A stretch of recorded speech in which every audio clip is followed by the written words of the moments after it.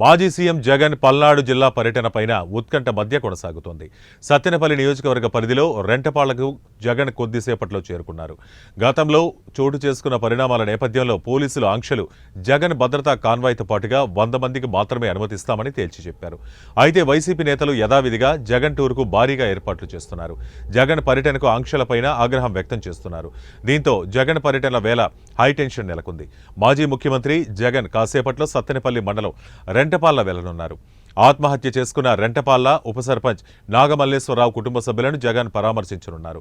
అక్కడ ఆయన విగ్రహాన్ని జగన్ ఆవిష్కరించనున్నారు. ఈ మేరకు వైసీపీ అధికారికంగా జగన్ టూర్ షెడ్యూల్ను విడుదల చేసింది. కాగా పల్నాడు జిల్లా పోలీసులు ఈ పర్యటన వేళ ఆంక్షలతో అనుమతిచ్చారు. జగన్ పరామర్శకు వస్తున్న నాగమల్లేశ్వరరావు కుటుంబం నివాసం ఉంటున్న ఇల్లు ఇరుకు సందుల్లో ఉందని, అవాంఛనీయ సంఘటనలకు అవకాశం లేకుండా ముందస్తు చర్యలు తీసుకుంటున్నట్లు వెల్లడించారు. జగన్ పర్యటన వేళ అమరావతి ద్రోహి జగన్ అంటూ వెలసిన ఫ్లెక్సీలను అధికారులు తొలగించారు.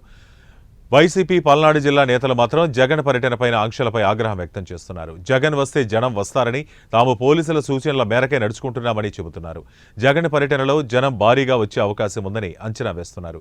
ఈ క్రమంలో జగన్ తాడేపల్లి నుంచి గుంటూరు శివార్ల మీదుగా రెంటపాళ్ల చేరుకోనున్నారు. ఇప్పటికే పోలీసులకు రెంటపాళ్ల వద్ద భారీగా మోహరించినట్లు తెలుస్తోంది. దీంతో జగన్ పర్యటనపైన ఉత్కంఠ కొనసాగుతోంది.